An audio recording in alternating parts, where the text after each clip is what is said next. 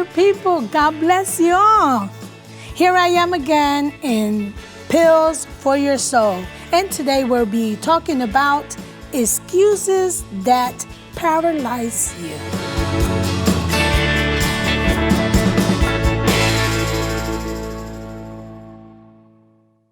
Like I had said, in this talk we will be talking about excuses that paralyze us. But permit me to read the Gospel of John chapter 5, verses 5 through 8. And it says like this. And there was a man who had been sick for 38 years. When Jesus saw him lying down and knew that he had been like this for a long time, he said to him, "Do you want to heal?" "Lord," answered the sick man, "I have no one to put me in the pool when the water is stirred. And while I go, another descends before me." Jesus said to him, "Get up, take your mat, and walk." The word of the Lord. Thanks be to God. Isn't this gospel so beautiful? And this story about a sick man that was sick for 38 years. It doesn't even mention what kind of sickness he had. And it doesn't even mention his name, which I understand that we can put ourselves in this sick man because we go through situation that we can compare ourselves like this sick man. We need to understand, what are my sickness? What do I have that paralyze me to go forward? It doesn't have to be always like a physical sickness. It could be emotional. It could be spiritual. And Jesus is the person, he is the one that goes up to the sick man and asks him, "Do you want to heal?" But the sick man doesn't answer the question. What he says is, and let me repeat it, "I have no one to put me in the pool when the water stirred, and while I go, another descends before me." He didn't say, "Yes, Jesus, I want to be cured. I want to be healed."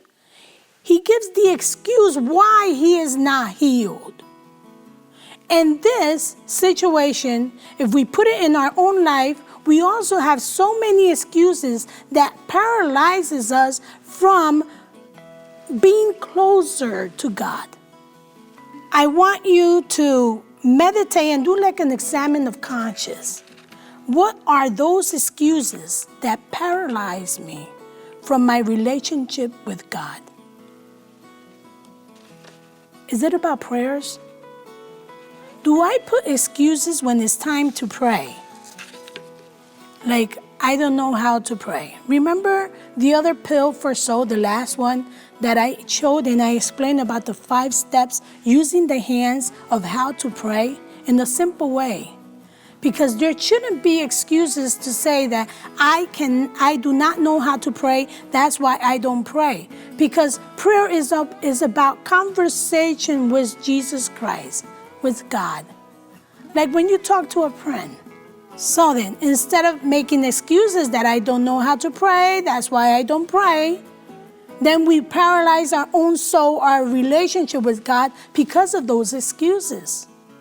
The Holy Spirit will come upon you and will teach you and will give you that desire to want more about Jesus Christ. Imagine that this time of COVID, how many people were longing to receive Jesus Christ. And when they had that experience, how many of them did teared? But there are others that before the COVID never went to Mass, had always excuses. That's another excuse. I don't have time to go to church. And maybe because of this time of COVID, now have more excuses. Well, I can't go because it's a limited of space to go to the church. Think about it, examine of conscience if that's an excuse for you. Because St. Martin's of Tours was always open. And many other parishes also. So this means that Jesus is always looking for others, touching them, talking to them, letting them know that he loves them, that he wants to heal them. So my question to you is, what paralyzed you to have that connection with Jesus Christ? Is it your problems? Is it the situation in your family? It shouldn't paralyze you. Not even the COVID. It shouldn't paralyze no one. We should trust in Jesus Christ. How about I don't go to Mass because I do not have time for that. I have to work. We paralyze our soul by these kind of excuses. Jesus knows you. He knows what are you going through. He knows your whole story, your past, your present, and also he knows your future. And he wants you to come forward to him because he has so much to give you. But if you paralyze yourself, then you won't receive. It's very important that we must maintain that connection with Jesus Christ, especially in this moment of crisis and this situation of COVID that many of us been in. When is it going to finish? But my question is, are you praying for it, that the scientists, doctors can find a vaccine for the cure of COVID? Because there's another kind of sickness of COVID, which is the soul, that kills more. You know? We need to trust in Jesus Christ. He is always there for us. We should never fear, and we shouldn't have excuses to be close to God, because he's always with us. He wants to be with us, but he respects. He gives us our space. But don't leave it for last, because it can be too late. Excuses also. How many family members don't baptize their child and wait until they grow up? Oh, because I let them, it's better for them to decide. You don't say that when your child is sick, if he or she wants to go to the doctor. No, you want to take them. You don't ask them, you just take them.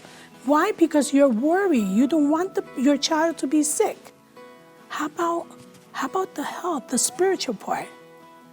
We shouldn't permit that our children, not even you, be sick spiritually. And we have all these resources, the Mass, prayers, going to Mother Mary. She can intercede for you. All you need to do is just trust.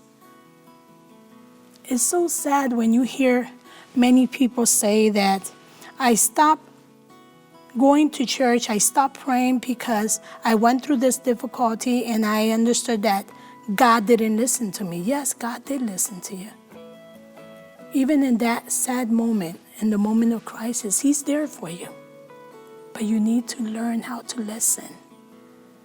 And remember this, God can transform your sufferings in blessing.